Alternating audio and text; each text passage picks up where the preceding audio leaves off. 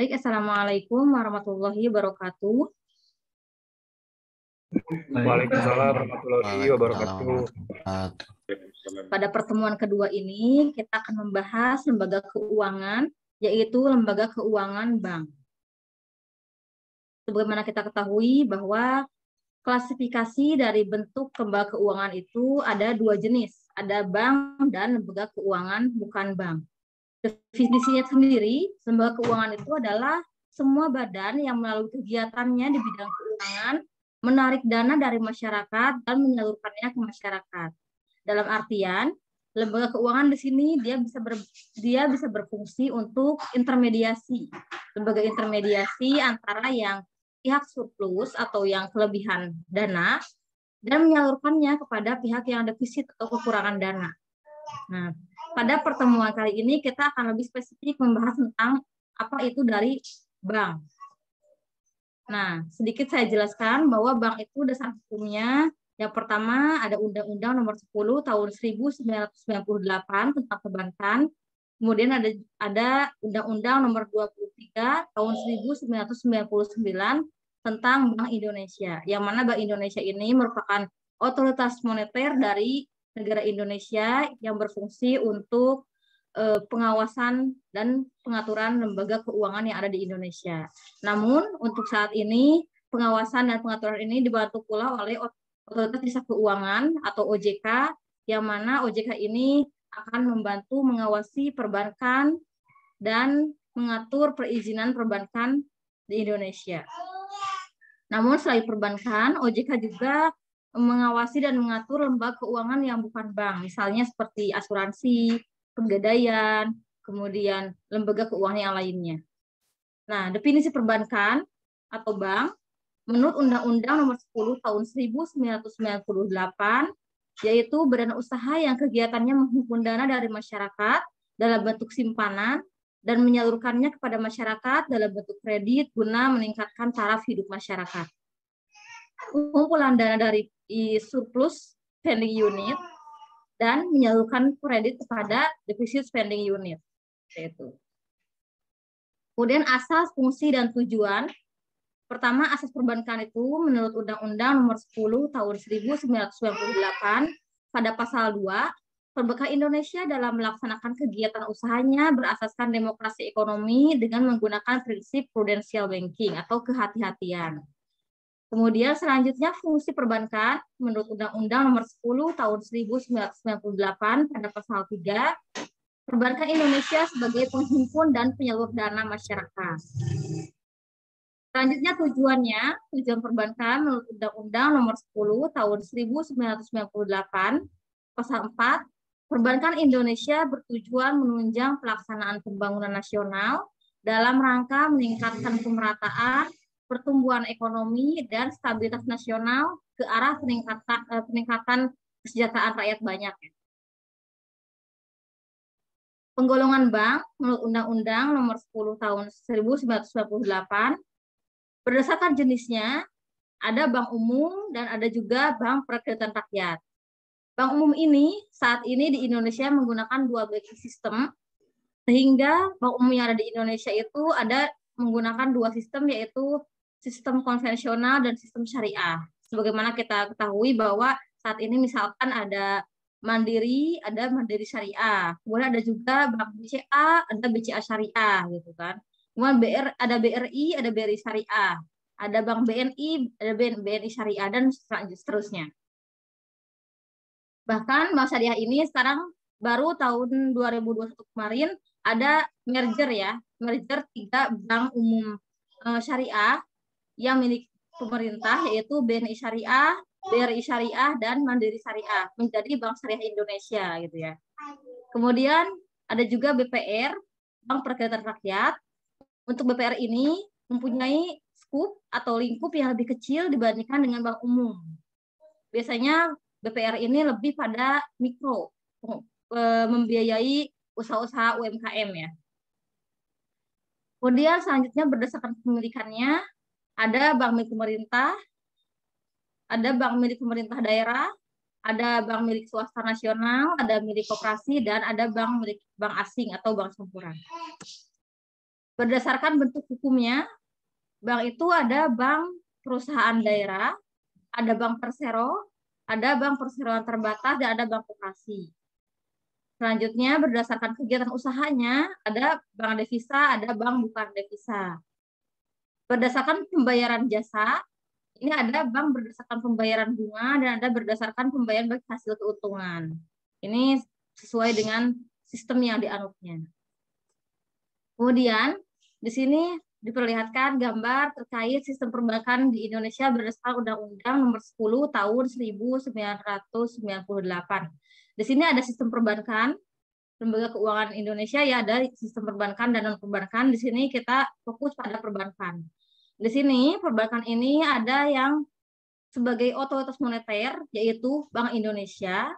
Ada juga bank biasa, sistem perbankan, seperti bank yang kita kenal untuk kita menabung, untuk kita meminjam, dan yang lainnya. Ini perbankan, ada bank umum, ada BPR, di mana adanya lembaga keuangan ini, baik bank perbankan biasa ataupun Bank Indonesia, semuanya itu bersinergi dalam menciptakan sistem moneter yang stabil di Indonesia. Gitu.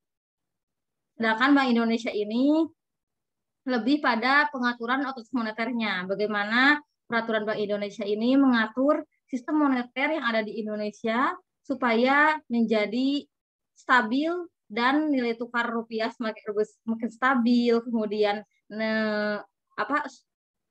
perekonomian Indonesia juga stabil dalam perekonomian yang baik. Seperti itu. Mungkin sekian dari saya. Akan dilanjutkan oleh tim yang berpresentasi pada hari ini. Kepada kelompok 1, saya persilahkan. Mohon izin stop share.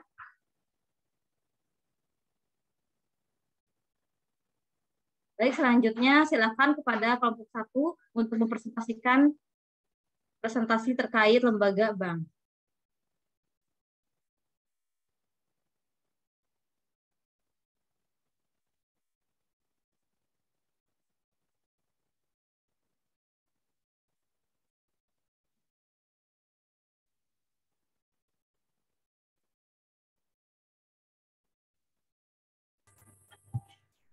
Assalamualaikum warahmatullahi wabarakatuh. Selamat pagi Ibu Fazla dan teman-teman sekalian. Saya Lani Indriani yang akan menjadi moderator pada sesi diskusi kali ini. Topik yang akan kita bicarakan yaitu mengenai bank. Sebelum diskusi, saya akan memperkenalkan anggota kelompok saya. Yang pertama ada Arif Prasetyo, yang kedua ada Maura Wildani, dan yang ketiga ada saya sendiri yaitu Lani Indriani. Selanjutnya adalah penyajian materi. Kepada Maura, dipersilakan.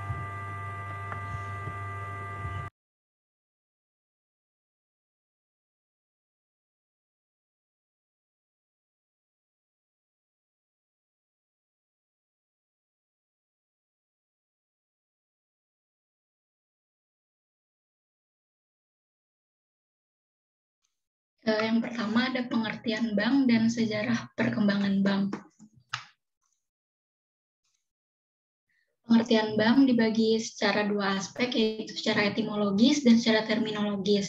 Secara etimologis, bank berasal dari kata bangko yang berarti bangku.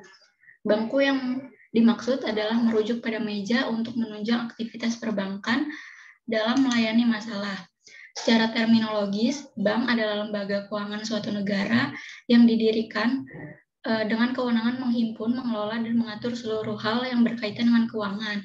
Harapannya, bank mampu memaksimalkan pemanfaatan keuangan untuk menggerakkan ekonomi dan meningkatkan kesejahteraan masyarakat.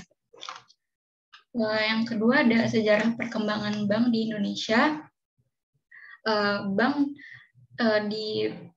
dibentuk bermula sejak dari kolonial Belanda dengan nama The Bank van Lening pada tahun 1746. Seiring berjalannya waktu, The Bank van Lening ini berubah nama menjadi The Bank Courant and Bank van Lening pada tahun 1752. Lalu berubah nama lagi menjadi The Javasche Bank atau yang disingkat DJB pada tahun 1828, yang merupakan cikal bakal dari Bank Indonesia pada saat ini. DJB awalnya mulai mencetak uang kertas sendiri senilai 120.000 dengan pecahan uang kertas 1.000, 500, 300, 200, 100, 50, dan 25. Dan DJB mulai membuka cabangnya di luar Batavia, yaitu Surabaya dan Semarang. Setelah Jepang masuk ke Indonesia, DJB berganti menjadi Nanpo Kaihatsu Ginko yang bertugas mengedarkan inflation money di Pulau Jawa. Pasca kemerdekaan Indonesia, negara Indonesia terbelah menjadi dua bagian, yang dikuasai oleh Nica dan yang dikuasai oleh Republik Indonesia.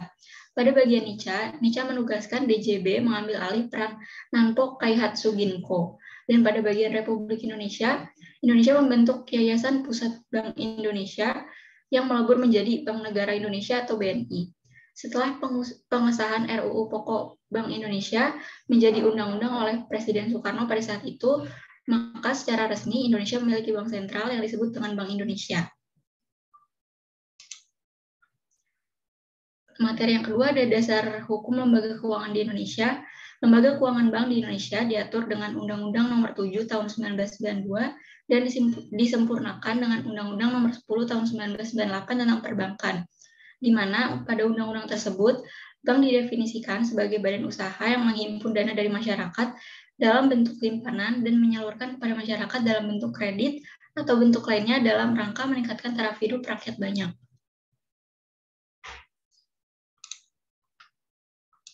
Selanjutnya ada fungsi dan jenis bank. Fungsi utama perbankan Indonesia adalah sebagai penghimpun dan penyalur dana masyarakat, serta bertujuan untuk menunjang pelaksanaan pembangunan nasional dalam rangka meningkatkan pemerataan pembangunan. Lebih lanjut lagi, bank memiliki fungsi sebagai berikut. Yang pertama ada financial intermediary, yang berarti perantara keuangan. Di sini bank bertugas menghimpun dan menyalurkan uang dalam masyarakat melalui berbagai produk keuangan. Yang kedua ada agent of trust, yaitu bank wajib menjadi pihak layak dipercaya dan menggunakan kepercayaan pihak-pihak pengguna jasanya dalam menjaga dan memelihara nilai uang. Yang ketiga ada agent of development, yaitu bank mampu memberikan aktivitas dan layanan kepada masyarakat untuk mengembangkan penghasilan melalui investasi, konsumsi, distribusi, dan pemanfaatan uang lainnya. Yang terakhir ada fungsi bank sebagai agent of service, di mana bank perlu menyediakan layanan keuangan semaksimal mungkin dan mendengarkan kepentingan para penggunanya. Terus ada jenis-jenis bank. Yang pertama ada Bank Indonesia. Seperti yang kita tahu, Bank Indonesia ini menjadi bank sentral di negara ini. Fungsi bank sentral diselenggarakan oleh Bank Indonesia sebagai bank sentral. Bank Indonesia mempunyai satu tujuan tunggal, yaitu mencapai dan memelihara kestabilan nilai rupiah. Kestabilan nilai rupiah yang dimaksud ini mengandung dua aspek, yaitu kestabilan nilai mata uang terhadap barang dan jasa, serta kestabilan terhadap mata uang negara lain. Bank Indonesia memiliki tugas, yaitu melaksanakan dan menetapkan kebijakan moneter, mengatur dan menjaga kelancaran sistem pembayaran, dan mengatur dan mengawasi kinerja bank-bank yang ada di Indonesia. Yang kedua ada bank umum. Bank umum disebut juga dengan bank konvensional. Bank umum ini melaksanakan kegiatan usaha secara konvensional atau berdasarkan prinsip syariah yang dalam kegiatannya memberikan jasa dalam lalu lintas pembayaran, yang dalam kegiatannya memberikan tugas bank umum adalah menghimpun dana dari masyarakat, menyalurkan dana kepada masyarakat, menerbitkan uang, menawarkan jasa-jasa keuangan, dan menyediakan fasilitas untuk perdagangan antar negara atau perdagangan internasional. Yang ketiga ada bank syariah. Bank syariah merupakan jenis perbankan yang segala sesuatunya menyangkut tentang syariah dan unit usaha syariah, mencakup kelembagaan, kegiatan usaha, serta cara dan proses dalam melaksanakan kegiatan usahanya. Berkaitan dengan bank syariah, ada dua konsep dalam hukum agama Islam, yaitu larangan penggunaan sistem bunga. Karena dalam agama Islam, bunga dianggap sebagai haram hukumnya. Jadi sebagai gantinya, bunga ini jadi digunakan sistem bagi hasil. Terus yang keempat ada Bank Perkreditan Rakyat atau BPR, yaitu jenis bank yang melaksanakan kegiatan usaha secara konvensional atau berdasarkan prinsip-prinsip syariah yang dalam kegiatannya tidak memberikan jasa dalam lalu lintas pembayaran. BPR dilarang menerima simpanan giro, kegiatan falas, dan asuransian seperti yang dilakukan pada jenis bank secara umum. Tugas BPR yaitu menghimpun dana dari masyarakat dalam bentuk deposito berjangka, memberikan kredit, menyediakan pembiayaan dan penempatan dana berdasarkan prinsip syariah, menempatkan dananya dalam bentuk sertifikat Bank Indonesia atau SBI, deposito berjangka, sertifikat deposito, dan atau tabungan pada bank lain. materi selanjutnya akan disampaikan oleh Arif. Baik, terima kasih Mbak Aura. Selanjutnya yaitu materi keempat, aktivitas bank. Bisa di next.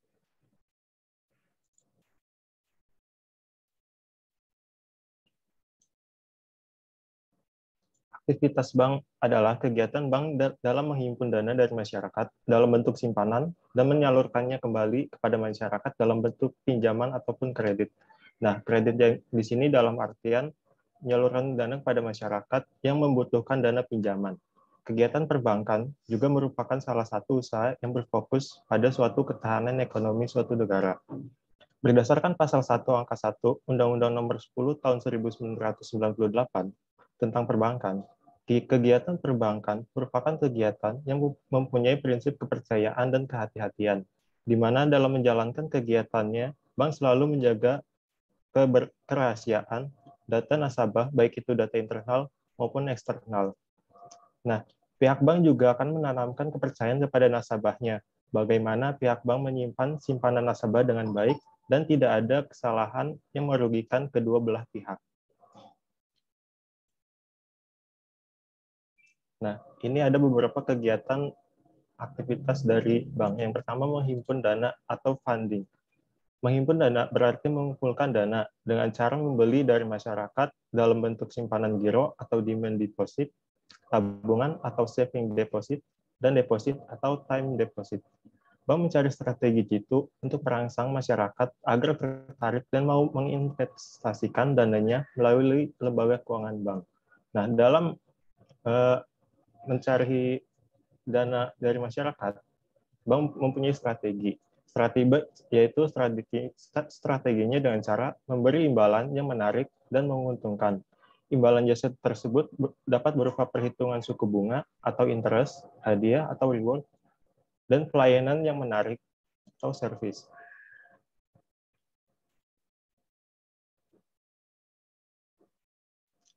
Nah, dalam menghimpun dana, ada beberapa faktor yang dapat mencapai keberhasilannya. Yang pertama yaitu kepercayaan masyarakat terhadap bank. Yang kedua, perkiraan tingkat pendapatan. Yang ketiga, risiko penyimpanan dana. Dan yang keempat, pelayanan dari bank. Nah, sumber-sumber penghimpunan dana juga ada banyak. Yang pertama, sumber dana dari bank itu sendiri atau dana intern. Nah, dana ini diperoleh dari setoran modal pemegang saham, cadangan bank, atau laba tahun lalu, dan laba bank yang belum digunakan, yang belum dibagikan, atau modal sementara. Yang kedua, yaitu dana dari masyarakat atau deposan, atau dana ekstern. Nah, dana ini mudah diperoleh dengan cara memberikan bunga dan fasilitas menarik lainnya. Contohnya yaitu dana dari giro, demand deposit, tabungan atau saving deposit, dan deposito atau time deposit. Yang ketiga, yaitu dana dari pinjaman. Dana ini merupakan dana tambahan jika bank mengalami kesulitan dalam pencarian sumber dana pertama dan kedua.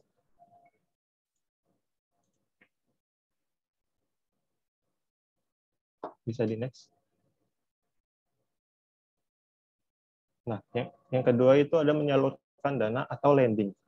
Menyalurkan dana berarti melemparkan kembali dana yang telah dihimpun melalui simpanan giro, tabungan deposito pada masyarakat dalam bentuk pinjaman atau kredit. Tinggi rendahnya tingkat bunga pinjaman tergantung oleh tinggi rendahnya tingkat bunga simpanan. Semakin tinggi bunga simpanan, maka semakin tinggi pula tingkat bunga pinjamannya, dan begitu pun sebaliknya.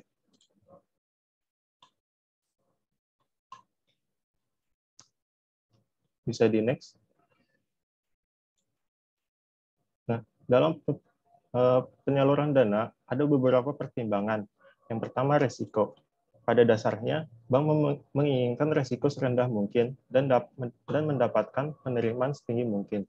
Yang kedua, jangka waktu. Berdasarkan pertimbangan, bank memilih berbagai macam bentuk aktiva dengan mempertimbangkan jangka waktu aktiva tersebut dapat dijadikan alat liquid atau mudah dicairkan. Nah, selanjutnya ada alternatif penyaluran dana.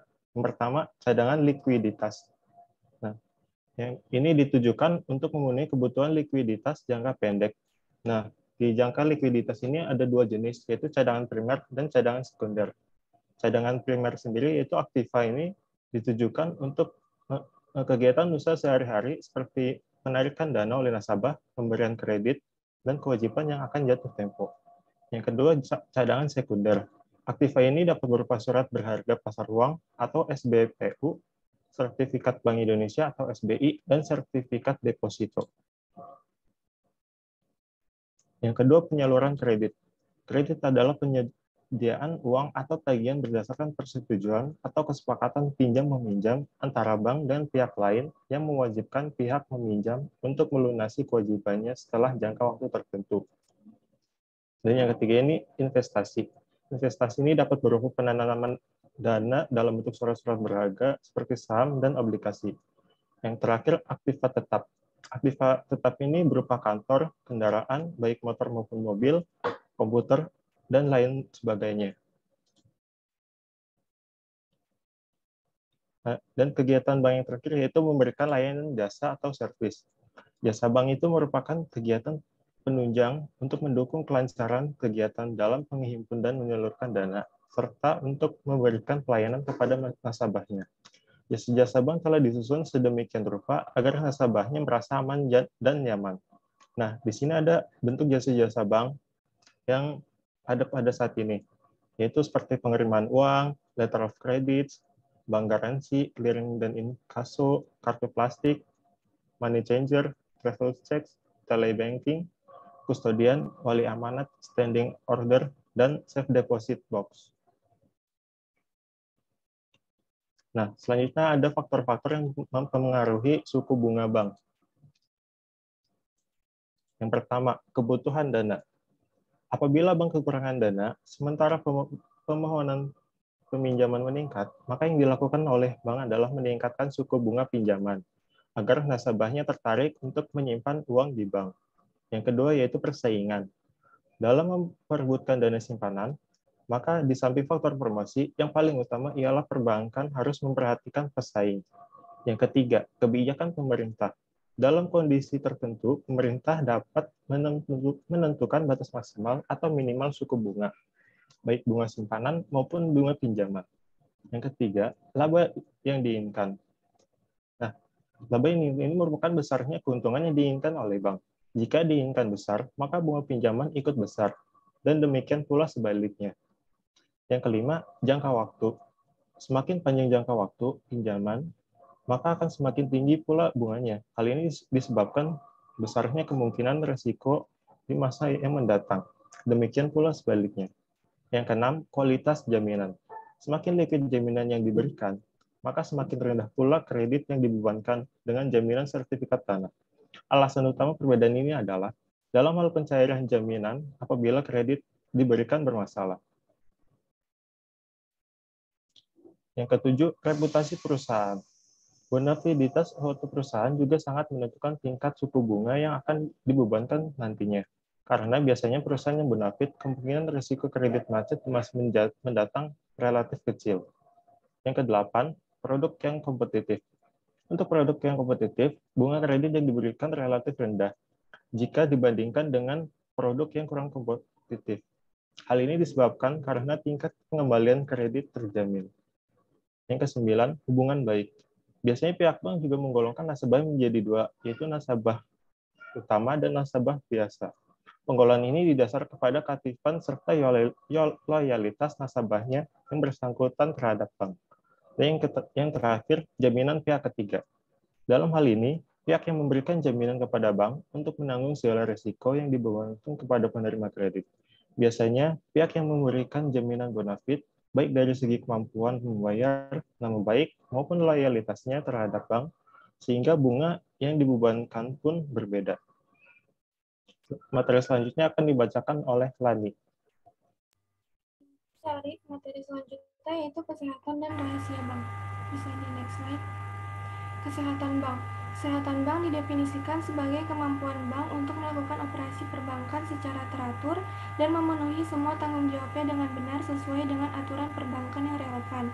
Pengertian kesehatan suatu bank merupakan kendala yang cukup luas, karena kesehatan suatu bank menyangkut kemampuannya dalam melakukan segala kegiatan usaha perbankan. Kegiatan tersebut mencakup yang pertama, kemampuan menghimpun dana dari masyarakat, dari lembaga lain, dan dari modal sendiri. Yang kedua, kemampuan mengelola dana, kemampuan untuk menyalurkan dana ke masyarakat, karyawan, pemilik modal, dan pihak lain. Yang ketiga, pemenuhan peraturan perbankan yang berlaku.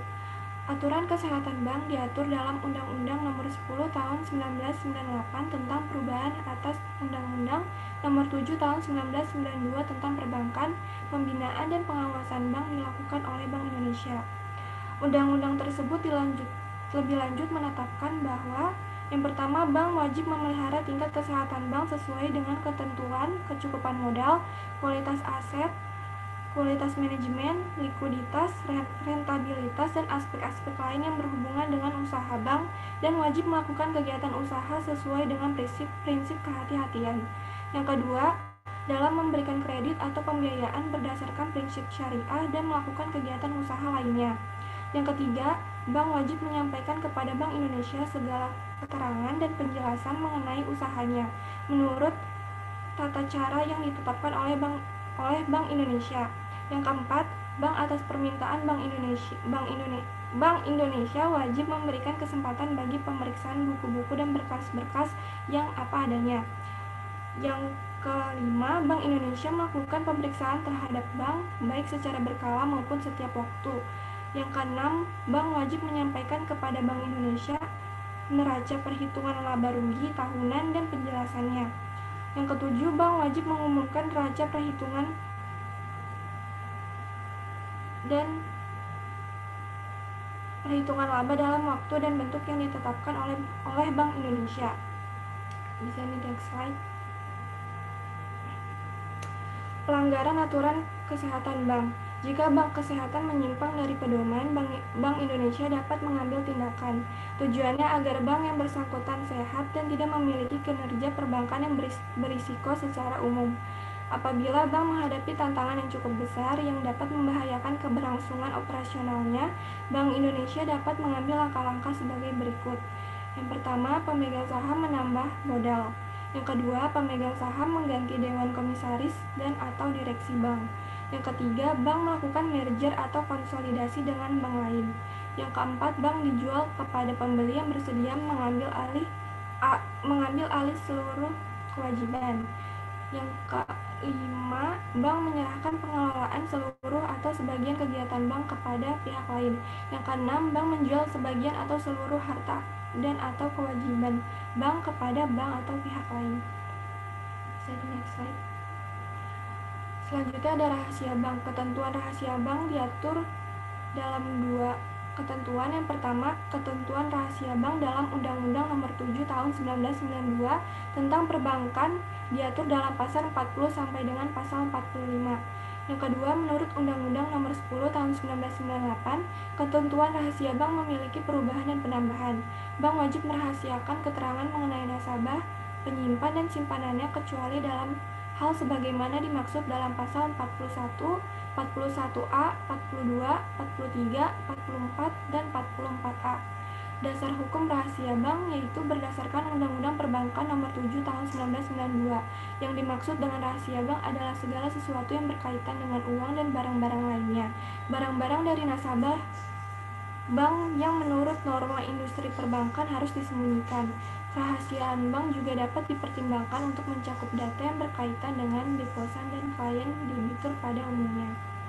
Selanjutnya, topik selanjutnya yaitu bank sebagai lembaga intermediasi dan pengawasan.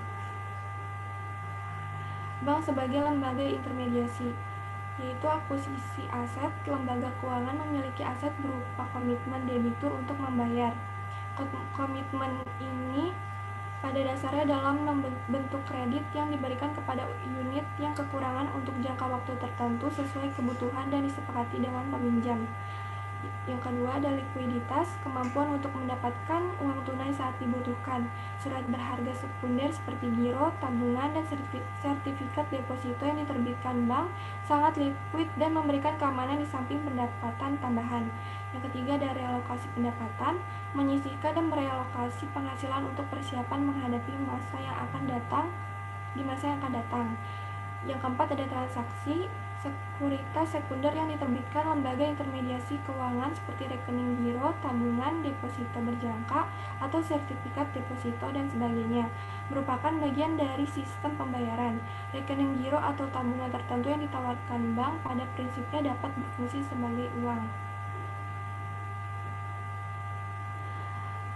Selanjutnya yaitu pengawasan dan pengaturan bank. Pengaturan dan pengawasan bank diarahkan untuk mengoptimalkan fungsi perbankan Indonesia sebagai lembaga kepercayaan masyarakat dalam kaitannya sebagai lembaga penghimpun dan penyalur dana, pelaksana kebijakan moneter, dan lembaga yang ikut berperan dalam membantu pertumbuhan ekonomi serta pemerataan agar tercipta sistem perbankan yang sehat, baik sistem perbankan secara menyeluruh maupun individual, dan mampu memelihara kepentingan masyarakat dengan baik, berkembang secara wajar, dan bermanfaat bagi perekonomian nasional. Next slide. Selanjutnya akan dilanjutkan oleh Maura.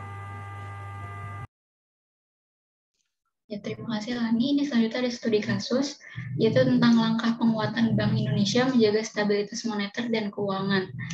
Ketidakpastian pasar keuangan global akibat pandemi COVID-19 makin tinggi, meskipun intensitas di Tiongkok mulai berkurang. Asesmen terkini Bank Indonesia menunjukkan penyebaran COVID-19 di Tiongkok mulai berkurang dan berdampak positif pada kegiatan ekonomi di Tiongkok. Namun demikian, ketidakpastian pasar keuangan makin meningkat pasca ditemukannya kasus COVID-19 di luar Tiongkok. Investor global menarik penempatan dananya di pasar keuangan negara berkembang dan mengalihkan kepada aset keuangan dan komoditas yang dianggap aman seperti US T-bond dan emas. Kondisi ini kemudian menekankan pasar keuangan dunia dan memberikan tekanan depresiasi cukup tajam pada banyak mata uang global, termasuk Indonesia. Bank Indonesia memperkuat koordinasi kebijakan dengan pemerintah dan otoritas lain dalam melakukan langkah-langkah stabilisasi nilai tukar rupiah dan memitigasi dampak resiko COVID-19 terhadap perekonomian domestik. Pemerintah telah dan akan terus meningkatkan ruang stimulus fiskal dan memberikan kemudahan berusaha di sektor real, termasuk kegiatan pariwisata dan ekspor-impor, sehingga dapat menopang pertumbuhan ekonomi. Bank Indonesia terus konsisten menjaga stabilitas moneter, nilai tukar rupiah, dan pasar keuangan, serta mendorong momentum pertumbuhan ekonomi. Bank Indonesia telah menempuh berbagai kebijakan untuk memitigasi risiko COVID-19 dalam rangka memperkuat koordinasi dan berbagai langkah kebijakan yang telah diambil sebelumnya. Bank Indonesia pada hari ini menempuh beberapa langkah kebijakan lanjutan untuk menjaga stabilitas moneter dan pasar keuangan, termasuk memitigasi risiko COVID-19. Langkah penguatan tersebut meliputi 5 kebijakan, yaitu yang pertama, meningkatkan intensitas triple intervention agar nilai tukar rupiah bergerak sesuai dengan fundamentalnya dan mengikuti mekanisme pasar. Untuk itu, Bank Indonesia akan mengoptimalkan strategi intervensi di pasar DNDF, pasar spot, dan pasar SBN guna meminimalkan risiko peningkatan volatilitas nilai tukar rupiah. Yang kedua, menurunkan rasio giro wajib minimum atau GWM valuta asing bank umum konvensional dari semula 8% menjadi 4%, berlaku mulai 16 Maret 2020. Penurunan rasio GWM falas tersebut akan meningkatkan likuiditas falas di perbankan sekitar 3,2 miliar dolar Amerika Serikat dan sekaligus mengurangi tekanan di pasar falas. Yang ketiga, menurunkan GWM rupiah sebesar 50 BPS yang ditujukan kepada bank-bank yang melakukan kegiatan pembiayaan ekspor-impor, yang dalam pelaksanaannya akan berkoordinasi dengan pemerintah. Kebijakan ini diharapkan dapat mempermudah kegiatan ekspor-impor dengan biaya yang lebih murah. Kebijakan akan diimplementasikan mulai 1 April 2020 untuk berlaku selama 9 bulan dan sesudahnya dapat dievaluasi kembali. Yang keempat, memperluas jenis underlying transaksi bagi investor sehingga dapat memberikan alternatif dalam rangka lindung nilai atas kepemilikan rupiah. Yang terakhir, menegaskan kembali bahwa investor global dapat menggunakan bank kustodi global dan domestik dalam melakukan kegiatan investasi di Indonesia.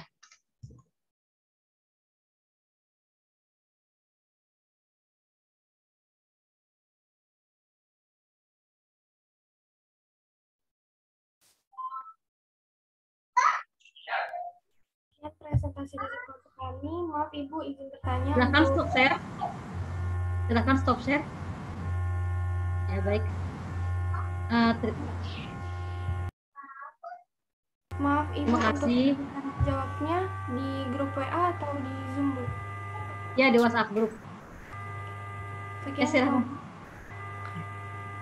Baik, terima kasih kepada kelompok 1 yang telah memberikan presentasinya terkait lembaga keuangan bank. Baik, untuk presentasi kita akhiri. Harus setelah presentasi ditutup dulu ya. Harusnya setelah presentasi ditutup, silakan seperti biasa di kelas ya, seperti kelas offline ditutup, kemudian setelah itu diserahkan kembali kepada saya gitu ya.